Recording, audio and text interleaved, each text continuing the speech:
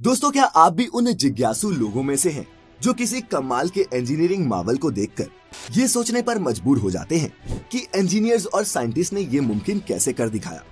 अगर हाँ, तो पानी पर बने ये शानदार पुल तो आपका ध्यान पक्का ही खींचते होंगे।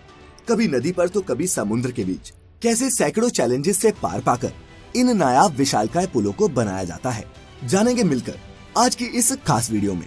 नमस्कार और स्वागत है आपका द मिस्टिका लैंड पर एक बार फिर।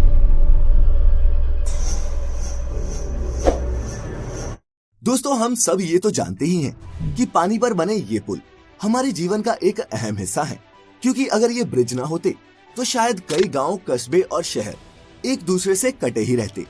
इन ब्रिजेस की मदद से हम पानी के ऊपर से निकलकर अपना समय और ईंधन दोनों ही बचा लेते हैं। लेकिन इतना काम आने के अलावा दुनिया भर में चलती नदी पर बने ऐसे कई ब्रिजेस हैं जो मशहूर हैं, कुछ अपनी इंजीनियरिंग के लिए तो कुछ उनके आकार और कुछ अपनी हिस्टोरिकल इम्पोर्टेंस के चलते। इंजीनियरिंग डिजाइन के आधार पर पानी पर बनने वाले ये पुल कई तरह के हो सकते हैं।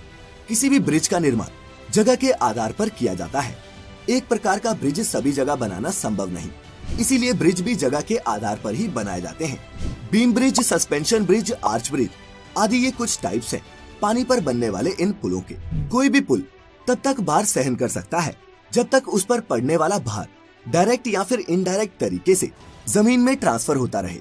एक ब्रिज पर लाखों टन का भार हो सकता है, लेकिन वह फिर भी मजबूती से खड़ा रहता है, क्योंकि सारा भार खंभों पर टिका होता है और खंभों से होता हुआ जमीन में चला जाता है, जिससे ब्रिज को कोई नुकसान नहीं होता। लेकिन दोस्तों, पानी पर बनने वाले किसी भी ब्रिज की सबसे बड़ी चुनौतियों में उसकी फाउंडेशन बनाना ही होता है, और पानी जितना गहरा हो, ये चैलेंज भी उतना ही बड़ा होता है। फाउंडेशन मजबूत होना बहुत ज्यादा जरूरी है, क्योंकि आखिर ये पिलर्स ही तो होते हैं जिनके दम पर इस ब्रिज को स्थिर रखा जाता है।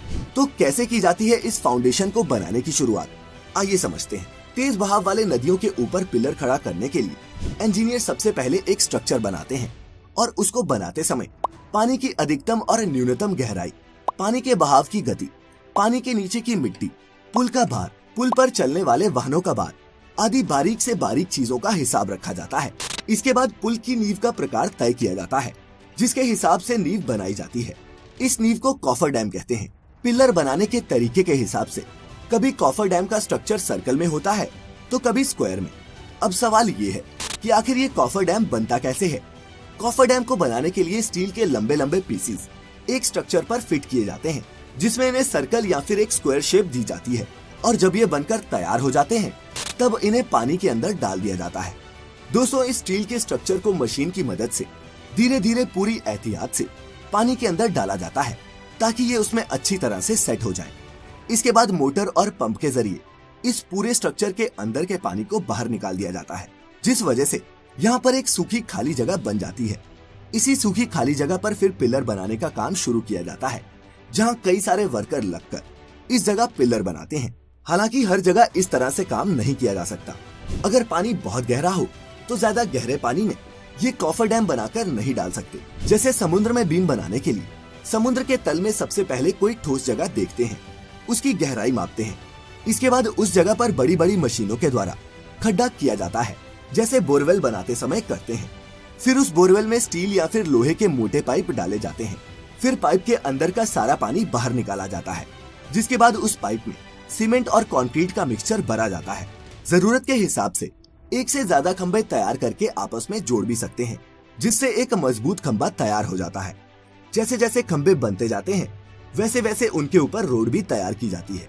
जब दो खंभे बनकर तैयार हो जाते हैं, तब सबसे पहले बड़ी बड़ी मशीनों के द्वारा बड़े बड़े उन खंभों को जोड़ा जाता है, और ये सीमेंट कंक्रीट के ब्लॉक किसी दूसरी जगह पर तैयार होते हैं। ब्रिज का आधा काम बाहर कारखाने में किया जाता है, और आधा काम समुद्र या नदी जहाँ पर पुल बनाया जा रहा हो वहाँ। बड़े बड़े सीमेंट के ब्लॉक्स को समुद्र में ले जाने के लिए बड़ी बड़ी शिप्स को काम में लिया जाता है। वहां पहुंचने के बाद क्रेन के द्वारा इन ब्लॉक्स को ऊपर उठाया जाता है, और फिर स्टेप बाय स्टेप ब्रिज का निर्माण किया जाता है।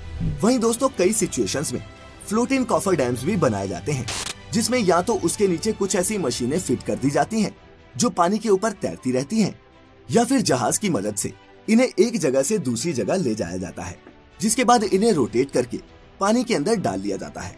दोस्तों, इस पूरी प्रक्रिया में काफी समय लगता है, और ये काम थोड़ा खतरनाक भी होता है, लेकिन दोस्तों जितने भी लोग इस तरह के काम में लगे होते हैं वो काफी प्रोफेशनल होते हैं, चाहे वो वर्कर हो या फिर इंजीनियर्स।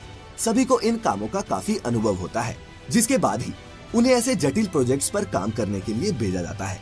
क्योंकि अगर ये ब्रिज किसी नौसिखिए द्वारा बनाए जाए तो उसका खामियाजा कई लोगों की मौत से भुगतना पड़ सकता है। अब हमारे अपने ही देश के मुंबई शहर में स्थित बांद्रा वर्ली सी लिंक को ही ले लीजिए।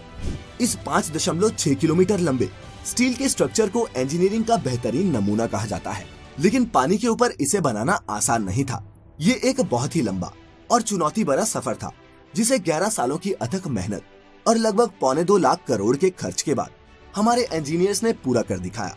तो दोस्तों अब तक तो आप समझ ही चुके होंगे कि इस तरह के ब्रिज बनाने में इतने पैसे क्यों खर्च होते हैं। ऐसे में ब्रिज बनाने में खर्च के साथ साथ काफी समय भी लग जाता है, लेकिन इसके बावजूद भी कई बार ब्रिज फेल हो जाते हैं। इस चीज से बचने के लिए प्रॉपर तरीके से ब्रिज बनाना बहुत जरूरी होता है और ऐसे में वो सभी एहतियात बरते जाते हैं जो जरूरी हो।